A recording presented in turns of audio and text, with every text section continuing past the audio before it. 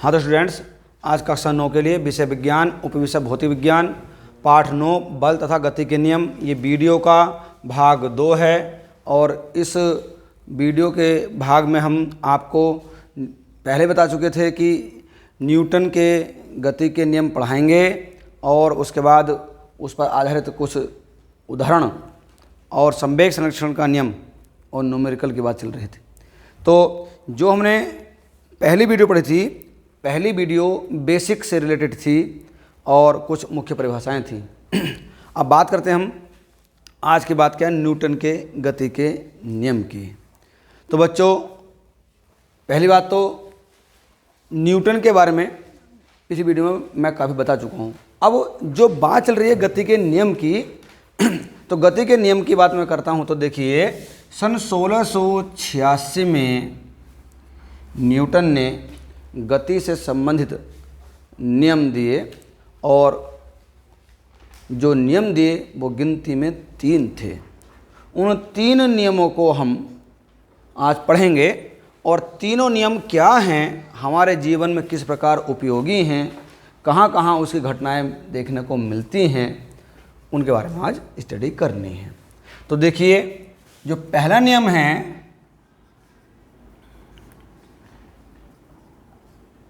गति का जो पहला नियम है, आज पहले उसे देखेंगे। पहले नियम में उन्होंने ये कहा कि यदि कोई वस्तु विराम अवस्था में है तो वह विराम अवस्था में ही रहेगी, और यदि गति अवस्था में है तो वह समान रूप से गति अवस्था में चलती रहेगी। और यह घटना तब तक सुचारू रूप से अनवरत रूप से चलती रहेगी जब तक कि उस पर बाहर से कोई बल आरोपित नहीं होता है। अब बल जब आरोपित होता है, यह भी दिमाग में बात आ रही होगी कि बल हमने 9th में पढ़े हैं 2, 9th के स्तर पर, संतुलित और असंतुलित। तो आपको ये ध्यान रखना है, जो गति का प्रथम नियम मैं आपको समझा रहा हूँ, इसमें वस्तु का अपना जो अवस्था रूप है, आरंभिक रूप है, उसकी अवस्था परिवर्तन करने के लिए हमें असंतुलित बल लगना परम आवश्यक है। तो इस बात को थोड़ा समझेंगे। इस नियम को जो मैंने अभी आपको बताया, एक बार दोबारा रिपीट कर रहा हूँ क्योंकि इस चैप्टर में ये तीनों नियम बहुत मोस्ट हैं। यदि कोई वस्तु विराम अवस्था में है तो विराम में ही रहेगी, गति में है तो गति में ही रहेगी, जब तक कि उस पर कोई बाहर से बल मतलब असंतुलित बल ना लगे। अब जब ऐसी स्थिति रहेगी तो मैं आपको एक थोड़ा सा डायग्राम के माध्यम से कुछ समझा रहा हूँ। मान लीजिए हमारे पास एक ज़मीन में गड़ा पत्थर है, ठीक। और दूसरी बात हम ये कह रहे हैं कि आगे कोई कार सड़क पर चलती जा रही है, ठीक। हमने जो है एक कार का छोटा सा मॉड्यूल अपने लिए बच्चों को दिखाने में बना दिया, ठीक है भाई। ये हमारे पास कार है। अब जब इस पर असंतुलित बल लग रहा है तो ये चलती रहेगी, गति में रहेगी। अब एक बात मैं कर रहा हूँ पत्थर की, तो ये केवल विराम अवस्था में है, अपनी जगह से नहीं हटेगा, ठीक है। अब वस्तु जब विराम अवस्था में है तो मैंने आपको एक प्रकृति पढ़ा चुका था। प्रत्येक पदार्थ की यह अवस्था होती है और यह प्रकृति भी होती है कि वह अपनी मूल अवस्था में परिवर्तन का विरोध करती है। जब कोई वस्तु अपने अवस्था में होने वाली परिवर्तन का विरोध करती है तो इस विशेष गुण को हम कहते हैं जड़त्व। अब चूंकि ये जो नियम हैं हमारे साथ गति और विराम दोनों की व्याख्या करता है, फिर भी बात एक और निकल करके आती है कि मैंने यहाँ पर एक साथ दो वर्ड बोल दिए। कौन सा? एक तो विराम के लिए और एक गति के लिए। अब इस नियम का हम यहाँ पर क्यों ऐसा अध्ययन कर रहे हैं दोनों रूपों में? गति का जो प्रथम नियम है वो वास्तव में जड़त्व का ही एक विस्तृत रूप है। मतलब जब वस्तु अपने मूल अवस्था में है या अपने कहीं गति अवस्था में है, बाहर से कोई बल नहीं लग रहा है, तो वह अपने बाह्य बल के अनुपस्थिति में क्या रहेगी? उसी रूप में रहेगी। अब इस नियम को चूंकि हम जड़त्व के रूप में पढ़ रहे हैं, और क्यों पढ़ रहे हैं? क्योंकि इसमें विराम और गति आ रहा है, और द्रव्यमान से संबंधित जड़त्व होता है, और वस्तु जब तक गति है या विराम अवस्था में द्रव्यमान पर निर्भर है, इसीलिए इस नियम को जड़त्व का नियम भी कहते हैं। और मैं आपको जड़त्व पढ़ा चुका हूँ। मूल रूप से जड़त्व दो प्रकार के होते हैं, विराम और गति। किंतु जब आप कक्षा 11 में पहुँचेंगे फिजिक्स के लिए, तो आपको एक रूप और पढ़ने को मिल जाएगा, दिशा का जड़त्व। ठीक है, किंतु हम अपने स्तर पर यहीं की बात रोकेंगे। इसीलिए इस नियम को बोलते हैं हम गति के प्रथम नियम को जड़त्व का नियम भी कहते हैं। चलिए अब इस पर कुछ आधारित हम एग्जाम्पल ले लेते हैं, ताकि आपको हमेशा याद रहे और आपके जीवन में न जाने ऐसी घटनाएं कितनी बार घटी होंगी, किंतु उसका वर्णन प्रथम नियम गति के आधार पर कैसे करें वो देखिए आप। पहली बात, आपने कभी भी जब यात्रा करी होगी और आप किसी गाड़ी में बैठे, अचानक गाड़ी विराम अवस्था से गति अवस्था में आ जाए, तो आप दिमाग लाइए कि आपकी स्थिति क्या हो सकती है। सोचा? जैसे ही गाड़ी विराम अवस्था से गति अवस्था में आती है, अर्थात ड्राइवर गाड़ी चलाता है और हम गाड़ी के अंदर बैठे होते हैं, तो हम एक झटका पीछे की ओर लगता है और हमारा सिर पीछे की ओर झुक जाता है। संभवतः ऐसा भी हो सकता है कि आप पीछे वाले जो सीट का अवरोधक है उसमें आपका सिर लग जाए। एक तो आप ये समझिए। दूसरा एग्जाम्पल आप सोचिए, जब आप चलती गाड़ी में बैठे हैं, यात्रा कर रहे हैं, अचानक ड्राइवर ने ब्रेक लगा दिया। अब सोचिए कि आपकी स्थिति क्या होगी, क्या महसूस होगा। आपने क्या घटना कभी जिंदगी में ये देखी है या महसूस की है? तो आपका सटीक जवाब आएगा कि हाँ भाई, जब ब्रेक लगते हैं तो हम सीधे आगे की ओर झुकते हैं और आगे फिर हमारा मुंह अगले अवरोधक में जाके लग सकता है। दो चीज़ मैंने आपको बताई, और चूंकि मैंने पहले नियम को समझाते समय दो बात करी थी, एक तो विराम की और एक गति की, और मेरा जो तर्क है वो वहीं पर लौट कर आ रहा है। जड़त्व का बात जो मैंने अभी आपसे की थी, विराम जड़त्व और गति का जड़त्व, तो हमारा इस एग्जाम्पल में दोनों ही रूपों को हमने समावेश कर लिया है।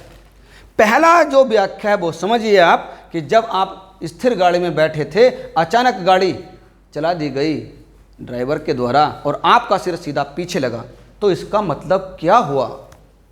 बच्चों, जब गाड़ी स्थिर अवस्था में खड़ी थी अर्थात रेस्ट में थी, तो हमारा शरीर भी विराम अवस्था में ही था। किंतु जब गाड़ी चली तो गाड़ी तो गति अवस्था में आ गई और हमारा शरीर जो स्थिर अवस्था में है, जहाँ पर हमारी रीढ़ की हड्डी से नीचे वाला भाग है, वह भी विराम अवस्था में था।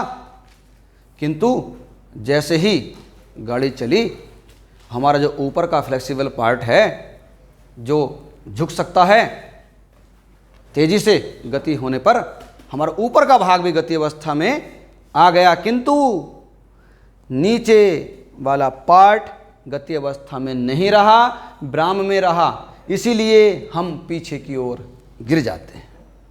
अब दूसरा एग्जाम्पल देखिए, इसमें जो जुड़ा हुआ है दूसरी घटना क्या थी कि जब ब्रेक लगेगा तो आप आगे की ओर गिर रहे थे। तो आप दोबारा सोचिए, अब जब गति अवस्था में गाड़ी है और हम भी बैठे हैं, हमारा शरीर भी गति कर रहा है गाड़ी के साथ, अचानक ड्राइवर ने ब्रेक लगा दी। ऐसी स्थिति में क्या हुआ, जो हमारा शरीर का निचला भाग है जो कि गाड़ी से संबंधित है, सीट पर हम बैठे हैं, वह तो तुरंत विराम अवस्था में आ जाता है, किंतु जो फ्लेक्सिबल पार्ट है हमारा, ठीक, वो अचानक विराम अवस्था में नहीं आ पाता है, उसी गति में रहता है, जिसकी वजह से हम आगे की ओर झुक जाते हैं और हमारे चोट भी लग सकती है। आप जब अभी कभी आप यात्रा करेंगे तो इस नियम का स्मरण करते हुए यात्रा करना, ताकि आने वाली दुर्घटना से आप बच सकते हैं। अब अगली बात, मैं यदि आपसे एक एग्जाम्पल और लेता हूँ, किंतु इस एग्जाम्पल से पहले मैं दोनों बात स्पष्ट कर देता हूँ। पहला जो भाग है इस एग्जाम्पल का, वह विराम जड़त्व से गति जड़त्व में आने पर घटता है।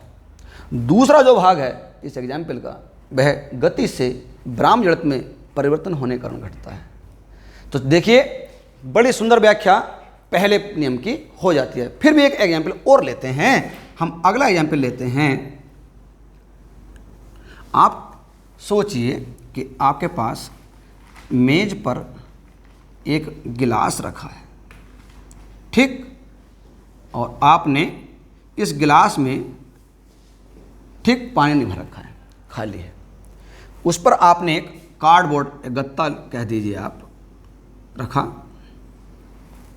इस गत्ते पर आपने एक 10 रुपये का सिक्का, जो कॉइन होता है, ठीक, वो रख दिया।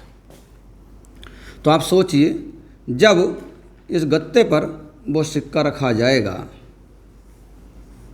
मान लीजिए सिक्का हमारा ये आ गया 10 रुपीज़, ठीक। अब एक बार सोचिए, क्या पहले तो धीरे धीरे इस कार्डबोर्ड को अपनी ओर खींचिए, गिलास ना गिरे। तो आप ये देखेंगे, देखने के बाद बात करते हैं, आप दिमाग में रखिए क्या घटना घटेगी, ठीक। उसका रिजल्ट अभी बताते हैं आपको, सोचने पर थोड़ा बल दीजिए। फिर एक घटना दोबारा कीजिए कि आप बहुत तेज़ी से गत्ते को हटाइए, ताकि हमारा जो सिक्का है उसकी अवस्था में परिवर्तन तेज़ी से ना हो। जैसे कि हमने अपनी उंगलियों के प्रभाव से तेज़ी से इसको धकेल दिया। तो दिमाग में आपके प्रश्न का आंसर भी आ गया होगा कि पहली बार जब हम धीरे धीरे इस कार्डबोर्ड को हटाएंगे तो ये सिक्का कार्डबोर्ड के साथ ही जाएगा। जब अचानक तेजी से हम इसको हटाएंगे कार्डबोर्ड को, तो सिक्का सीधा गिलास में ही जाएगा। अब इस एग्जाम्पल को समझिए कि ऐसा क्यों हुआ। हमने अभी केवल प्रथम नियम पढ़ा है। प्रथम नियम की व्याख्या इसके आधार पर बड़े आराम से की जा सकती है। जब आपने गत्ते को धीरे धीरे हटाया, ठीक, तो द्रव्यमान समानुपात के रूप में बल लगा और साथ साथ जो सिक्का था वह भी आता गया। जब अचानक परिवर्तन किया गया तो क्या हुआ, सिक्का अपनी अवस्था में परिवर्तन नहीं कर पाया, किंतु गत्ते की या कार्डबोर्ड का जो टुकड़ा था उसमें गति इतनी तेजी से हुई और सिक्का अपनी अवस्था परिवर्तन ना करने के कारण सीधा नीचे गया। ये सब घटनाएं जड़त्व के कारण ही होती है। दोबारा अब इसकी व्याख्या समझिए। जड़त्व क्या है? जड़त्व प्रत्येक वस्तु का वह विशेष गुण है जो अपनी अवस्था में परिवर्तन का विरोध करता है। इस दोनों एग्जाम्पल हमारे पास आए, इन दोनों उदाहरण पर ये सटीक बैठता है। अगली बात, एक तीसरा एग्जाम्पल और ले लीजिए ताकि आपको और सही सा हमेशा याद रहे। कभी आपने कैरम बोर्ड खेला होगा। कैरम बोर्ड खेलते समय बीच में आप सभी गोटे को रख करके स्ट्राइकर करते हैं, गोटियाँ बिखर जाती हैं। जो अपनी अवस्था में परिवर्तन कर पाती हैं वो स्थान बदल देती हैं, नहीं तो वहीं की वहीं रहती हैं। चलिए, अब एक नियम पर आधारित मैंने आपको 3 एग्जाम्पल बता दिए। अब हम अगली बात करते हैं, न्यूटन का दूसरे नियम की बात करते हैं। न्यूटन का गति का दूसरा नियम। बच्चों, अब दूसरे नियम में क्या है, देखिए। दूसरे नियम को कई रूपों में व्याख्या की जा सकती है, किंतु सटीक और सिंपल रूप में आप जल्दी कैसे याद कर सकते हैं उस पर बल दीजिए। पहली बात तो बच्चों, अभी बल की बात चल रही थी।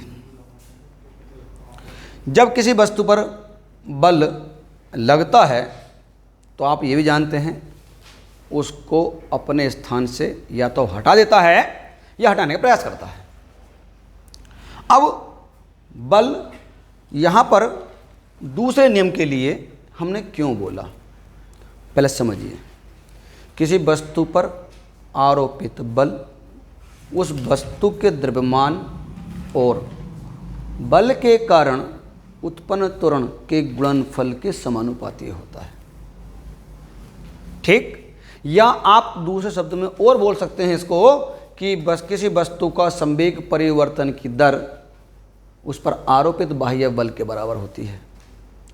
अब मैं इस नियम को थ्योरी के आधार पर समझा रहा हूँ। देखिए, मैंने यहाँ पर 2 बातें की हैं, बल की बात की एक तो, और बल किस पर मैंने निर्भर बताया, 2 भौतिक राशि बताई मैंने। कौन सी? एक तो द्रव्यमान बताया मैंने आपको। एक बात मैंने आपको और बताई कि बल उत्पन्न त्वरण, जब बल लगाएंगे बल से वस्तु में परिवर्तन होगा तो गति स्वाभाविक है। जब गति स्वाभाविक है तो वह विराम अवस्था से आगे बढ़ती ले जाएगी और त्वरण भी उत्पन्न होगा। तो मैं इन दोनों नियमों को अपने कुछ संकेत रूप में लिख लेता हूँ। बल समानुपाती द्रव्यमान भी है, बल समानुपाती त्वरण भी है। अर्थात बल बढ़ेगा, ठीक, तो जैसे जैसे बढ़ेगा तो उसमें त्वरण भी उत्पन्न होगा। अब देखिए, मैंने इनको संकेत के रूप में ले लेता हूँ। मान लिया किसी वस्तु द्रव्यमान m है और लगाया गया बल F था, उत्पन्न त्वरण जो हुआ वस्तु में वो A हो गया। जब दोनों नियमों को मैं मिलाऊंगा, अर्थात दोनों नियमों को संयुक्त करने पर, दोनों नियमों को संयुक्त करने पर, तो बच्चों क्या होगा, जो समानुपाती वाला पहला पार्ट है, सेम राशि, वो तो सेम टू एच ऐसी उतर जाती है। तो F समानुपाती F, ये पार्ट ऐसे ही रहेगा। किंतु जब सरल समानुपात हो डायरेक्ट वाला, तो जो पार्ट हैं फिजिक्स के लिए हम इन दोनों की करते हैं मल्टीप्लाई, तो ये m इंटू ए। अब F समानुपाती ma आपके पास मिल गया, किंतु समानुपाती हटाने पर एक समानुपात नियतांक आ जाएगा k। क्या आएगा? k ma, जहाँ k एक नियतांक है, ठीक है, लिख देता हूँ मैं, जहाँ k एक समानुपाती नियतांक है। और बच्चों, इस नियतांक की वैल्यू इस फॉर्मूले पर जो वैज्ञानिकों ने कैलकुलेशन की है उसका मान 1 होता है। अर्थात प्रयोगों के आधार पर इसकी मान कितना होता है? k बराबर 1 होता है। अब जब हम वैल्यू यहाँ पुट कर देंगे इसकी, तो 1 इंटू ma हो जाएगा और F बराबर ma हो जाएगा। इसको यदि हम थ्योरी में लिख दें तो क्या होगा, किसी वस्तु पर आरोपित जो बल है उस बल का मान वस्तु के द्रव्यमान और उत्पन्न त्वरण के गुणनफल के बराबर हो जाएगा। यही आपका न्यूटन के गति का दूसरे नियम की व्याख्या के रूप में फॉर्मूला निकल कर आता है। ठीक है, अब यदि आप चाहें तो इस फॉर्मूले को प्रूवेंट करने का दूसरा तरीका भी लगा सकते हैं। जो मैंने अभी आपको बताया था। तरीका क्या बताया था वो देखते हैं। अब देखिए, मैंने आपको एक टॉपिक पढ़ाया था पिछली वीडियो में कि संवेग क्या होता है, संवेग के बारे में समझाया था। तो बच्चों, संवेग, ठीक, वेग सहित संवेग, मैंने आपको बताया था किसी वस्तु का द्रव्यमान और वेग का गुणनफल होता है संवेग। अब बच्चों, वेग भी मैंने आपको दो प्रकार पढ़ा दिए हैं। कौन सा? एक तो प्रारंभिक वेग और एक अंतिम वेग।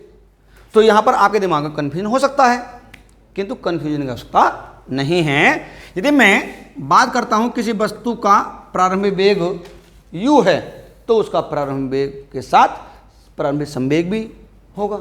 जब मैं कहूंगा वस्तु का अंतिम वेग भी है, तो जैसे प्रारंभिक वेग से प्रारंभिक संवेग बना, ऐसे अंतिम वेग से अंतिम संवेग बन जाएगा। मैं कहूंगा परिवर्तन, संवेग परिवर्तन, तो मैंने आपको पढ़ाया था वेग परिवर्तन। और वेग परिवर्तन क्या था? प्रारंभिक वेग और अंतिम वेग का अंतर होता है वेग परिवर्तन। तो मैं उसी को यहां पर अब ऐड करने वाला हूं। जरा ध्यान से देखिए, मैंने प्रारंभिक वेग लिया यहां पर, प्रारंभिक संवेग। तो बच्चों, अगर आप करें यहां पर तो क्या था ये जनरल रूप में, किंतु मैं यहां पर क्या करूंगा? प्रारंभिक की बात करूंगा। तो क्या करूंगा यहां पर? मैं यहां पर संवेग के लिए द्रव्यमान m रहेगा और वेग u मान लिया।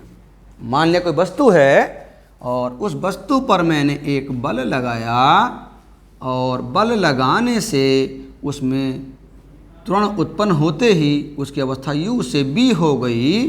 तो इस स्थिति में संवेग उत्पन्न हो जाता है। और संवेग उत्पन्न होने पर यहाँ पर P से शो करेंगे।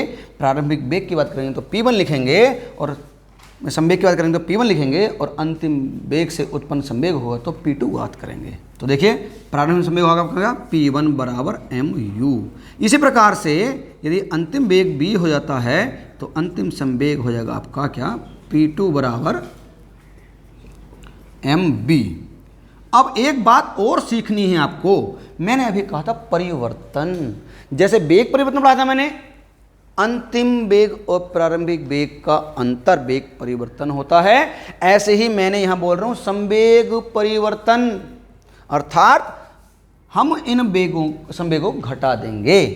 यहां पर हम संवेग परिवर्तन लेकर चलेंगे तो क्या होगा? यहां पर अंतिम वेग माइनस प्रारंभिक वेग। अंतिम वेग हमारे पास m बराबर v है, m इंटू वी है, और प्रारंभिक m इंटू यू है। m कॉमन ले लेंगे तो b माइनस यू हो जाएगा। और यहाँ हमने इसको डेल्टा p से लिख देते हैं। डेल्टा p मतलब वेग, संवेग परिवर्तन। ठीक बच्चों? और हमने यहाँ पर आपको पढ़ाया था डेल्टा b बराबर b माइनस यू, पता है ना? उसी को हम लगाते चले आ रहे हैं। परंतु व्याख्या जब मैंने इस दूसरे नियम की करी थी, कहा था संवेग परिवर्तन की दर बाह्य बल के बराबर होती है। ये दूसरे नियम का एक अति सुंदर मुख्य भाग है, अर्थात दूसरा ही नियम है ये, किंतु संवेग परिवर्तन के रूप में है। तो मैंने संवेग परिवर्तन तो मिल गया, किंतु दर तो आई नहीं। दर मतलब समय की बात चल रही है। अब क्या करेंगे? इस फॉर्मूले जो हमें प्राप्त हो गया है, इसी को हम समय से भाग दे देंगे। ठीक है? तो मैंने करें दोनों पक्षों में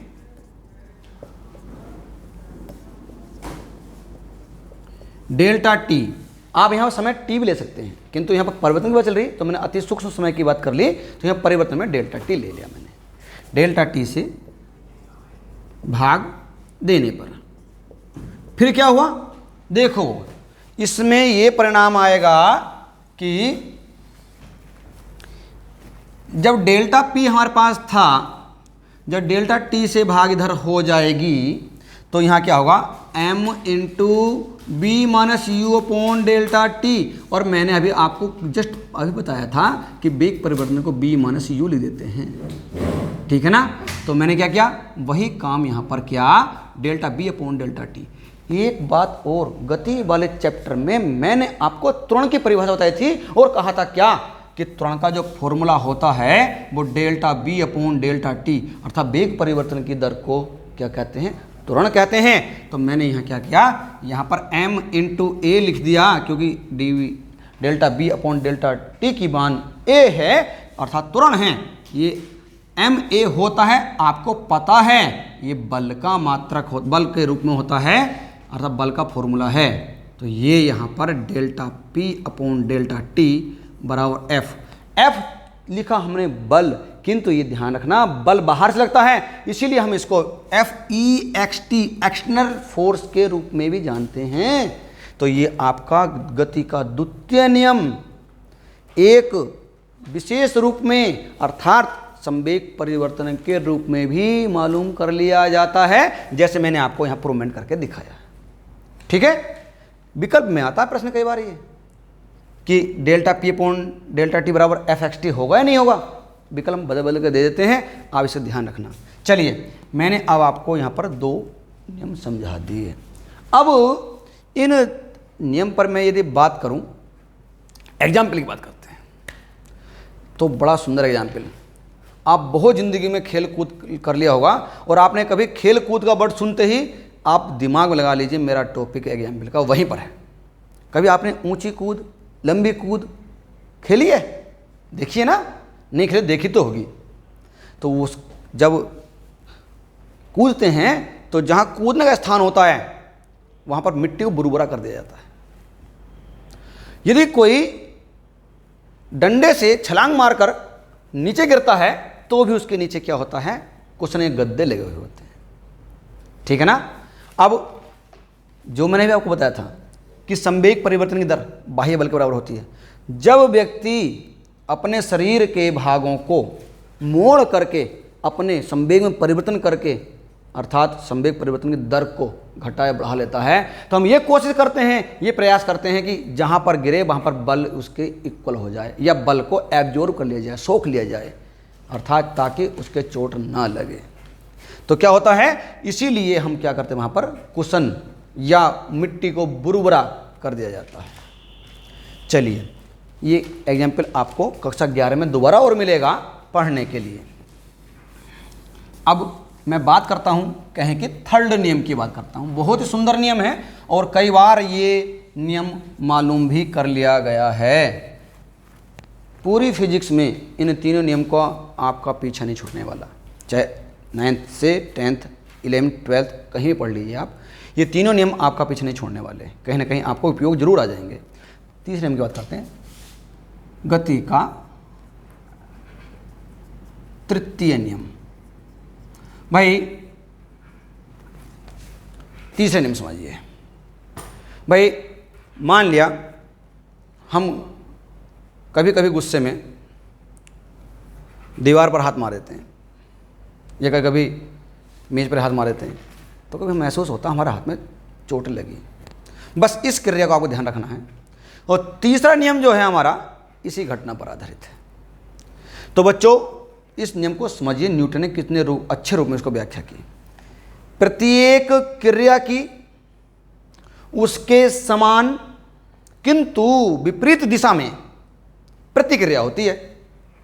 इस नियम को ही हम न्यूटन का तीसरा नियम या क्रिया प्रतिक्रिया का नियम कहते हैं। अब इस नियम को समझने के लिए हम कैसे समझें, क्या उपाय हो सकता है, सोचिए।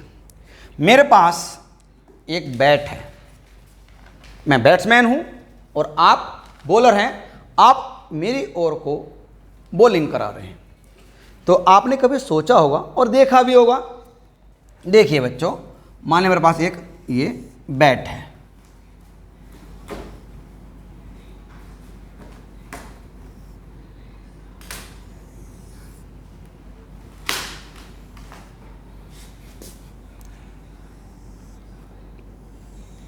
ठीक है।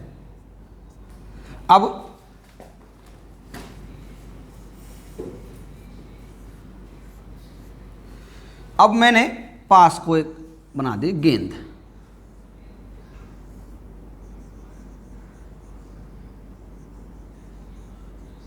ठीक है। अब मान लीजिए पहली वस्तु को मैंने 1 माना और दूसरी जो बात चल रही गेंद की उसको मैं 2 माना। जैसे ही गेंद बल्ले की ओर आएगी तो इस पर बल लगाएगी, और जैसे ही बल्ला गेंद से टकराएगा, बल्ला भी गेंद पर अपना बल लगाएगा, किंतु वह उसके विपरीत दिशा में बल लगाएगा।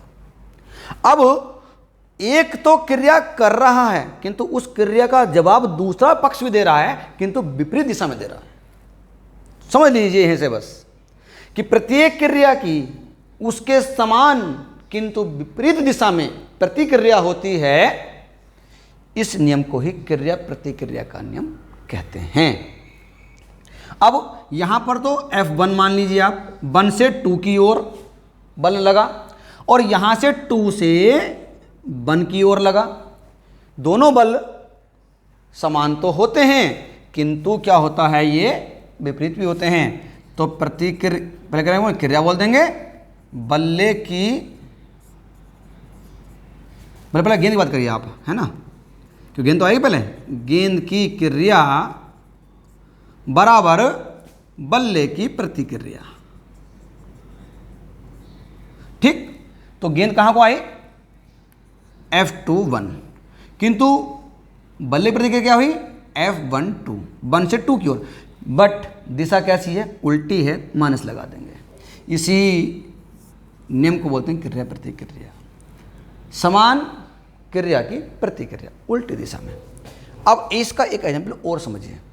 कभी आपने सोचा होगा या कि देखा भी होगा, घर पर जब आप पढ़ते हैं या कुछ काम करते हैं, या मान लीजिए दिमाग में लगाइए कि मम्मी ने आपसे किसी काम को कहा और आपने वो काम किया नहीं, मम्मी को गुस्सा आया और मम्मी ने आपके गाल पर तमाचा लगा दिया। सोचिए, तो मम्मी कहती हैं इसको शर्म नहीं आती है, मेरे हाथ में दर्द होता, इसे गाल में दर्द नहीं होता, जबकि पता है आपको कि आपके गाल पे भी दर्द हुआ है और मम्मी के हाथ में भी दर्द हुआ है। क्यों हुआ है, मम्मी ने तो क्रिया करी अपने हाथ से तुम्हारे गाल पर, किंतु गाल ने प्रतिक्रिया करी मम्मी के हाथ पर, इसीलिए उनको भी दर्द महसूस होता है। इसलिए आप ऐसे कार्य कोई ना करें जिसमें आपको इस अवस्था का सामना करना पड़े।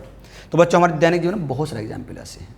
ठीक है, एक एग्जाम्पल और लीजिए। कभी आपने सोचा कि जब रॉकेट ऊपर चढ़ता जाता है तो उसके पीछे गैसों के गुब्बार के रूप में बहुत भयंकर गैसें बाहर निकलती हैं और ये ऊपर चढ़ता जाता है। कभी सोचा क्यों? जो गैसों की क्रिया नीचे की ओर होती है, समझ रहे हो, उतनी ही प्रतिक्रिया ऊपर की ओर आकाश में उस रॉकेट के लिए होती है, और रॉकेट आकाश में ऊपर चढ़ता जाता है। मैंने आपके लिए कई सारे एग्जाम्पल दे दिए, आप चाहें तो एक एग्जाम्पल और याद कर सकते हैं। कभी आप नदी के सामने खड़े हुए हैं, किनारे पर आप खड़े हों और किनारे के पास कोई नाव आ रही हो, नाव वाला व्यक्ति जो चढ़ा हुआ है नाव पर, वो क्या करे, किनारा देखते ही आगे खड़ा होकर आगे कूद जाए किनारा पकड़ने के लिए। तो आपने कभी देखा होगा कि क्या होता है कि किनारे पर आने से पहले नाव पीछे को भाग जाती है, व्यक्ति वो आगे आ जाता है। एक बात हो, बहते पानी में आप कागज ना बनाइए, छोड़ दीजिए, चलेगी। आप उसके विपरीत दिशा में ढेला डाल दीजिए, कंकर मार दीजिए, तो जैसे कंकर की क्रिया होगी पानी में, प्रतिक्रिया नाव के पीछे की ओर हो जाएगी। दैनिक जीवन में बहुत सारे एग्जाम्पल आप ढूंढिए। फिजिक्स बहुत ईजी है, जितना आप मन लगा के पढ़ेंगे, उन घटनाओं को समाज में ढूंढेंगे, फिजिक्स उतनी हल्की, ऐसी केमिस्ट्री है। ठीक है, तो विज्ञान बहुत समझने की चीज़ है, जितना आप समझेंगे उतना अच्छा से रहेगा। अब मैं संवेग संरक्षण के नियम की बात करता हूँ। देखिए, तो देखिए, अब इस भाग में जुड़ता है संवेग संरक्षण का नियम। संवेग संरक्षण का नियम क्या है भाई? नाम से इस पर संवेग संरक्षण, संरक्षण माने बचाव, सुरक्षा, कंजर्व करना हमें से, तो कंजर्वेशन रूल ऑफ मोमेंटम। अब भाई ये क्या बला है, अब समझिए इसको जरा ध्यान से। बच्चों, जैसे नाम से स्पष्ट है संवेग संरक्षण, तो बच्चों इसमें संवेग संरक्षण से पहले एक वर्ड आपको समझ में आना चाहिए, संघट। ये संघट क्या होता है? संघट जानते हो? टकराना, कोलिशन, टक्कर होना।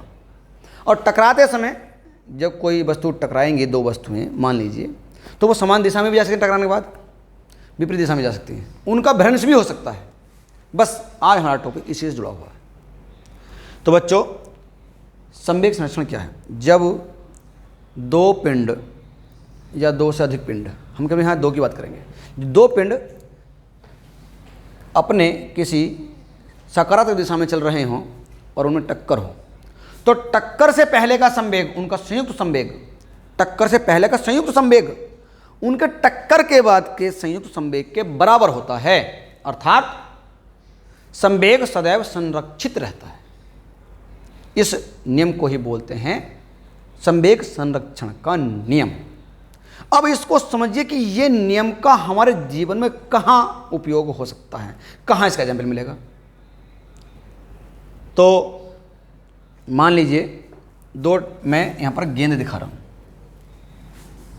ये दो गेंदे हैं, द्रव्यमान m1 है, m2 ये है, ये u1 वेग से चल रही है, ये u2 वेग चल रही है, प्रारंभिक वेग है इनके ये, और हमने शर्त दे दी u1 तेज चल रहा है u2 से, मतलब पहली गेंद की गति ज़्यादा है दूसरी गेंद की गति से। यहाँ पर ये मान लीजिए टक्कर हो गई। जब कोई धीमी गति से चलने वाली वस्तु को तेज चलने वाली वस्तु आके टकराएगी तो टक्कर स्वाभाविक है। तो क्या होगा, यहाँ टक्कर मान लिया है, टक्कर हो जाती है इनकी, और टकराने के बाद ये दोनों कुछ क्षण के लिए यहाँ पर मिले हैं, और मिलने के बाद द्रव्यमान में कोई भ्रंश नहीं हुआ है, द्रव्यमान वैसे का वैसा ही है, और इनकी टक्कर के बाद पहली वस्तु का वेग v1 हो जाता है अंतिम m1 के रूप के लिए, और जो दूसरी वस्तु है m2 उसका वेग v2 हो जाता है। तो क्या नियम बताया मैंने आपसे? टक्कर से पहले का संवेग, टक्कर से पूर्व संयुक्त संवेग, संयुक्त संवेग बराबर टक्कर के बाद का संयुक्त संवेग। अब देखिए बच्चों, पहले में हम ये यहाँ पर P1 मान लेंगे, पहले के लिए, इसके लिए P2 मान लेंगे, यहाँ P1 डैश मान लेंगे, यहाँ P2 डैश मान लेंगे, क्योंकि वस्तुएं वही हैं किंतु अवस्थाएं थोड़ी दाएं बाएं हो गई हैं। तो P1 प्लस के P2 बराबर P1 डैश प्लस के P2 डैश। P1 और रूप में क्या है हमारे पास? P1 के रूप में हम जानते हैं M द्रव्यमान है, U1 है, ऐसी द्रव्यमान M है, U2 द्रव्यमान है। अंतिम संवेग में पहले के लिए M1 और B1 है, और यहाँ पर M2 और B2 है। तो देख लीजिए, फॉर्मूला लगा दीजिए, M1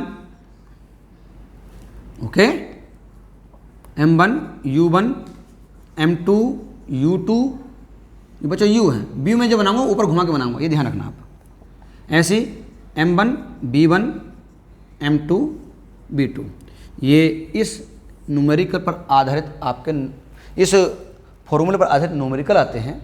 आप इसका ध्यान से अध्ययन करेंगे, और इससे अगले समय जो पार्ट्स हैं या जुड़े हुए टॉपिक हैं, क्या रहता है? न्यूमेरिकल रह जाते हैं, एनसीईआरटी प्रश्न रह जाते हैं, ठीक बिटवीन द चैप्टर्स क्वेश्चंस हैं वो रह जाते हैं। हम उनको अगले वीडियो में लाएंगे, बिल्कुल एक एक प्रश्न के बारे में बढ़कर व्याख्या करेंगे। आप वीडियो ध्यान से देखिए, तैयारी कीजिए, चैनल को सब्सक्राइब कीजिए, लाइक और कमेंट करना ना भूलिए। Thank you.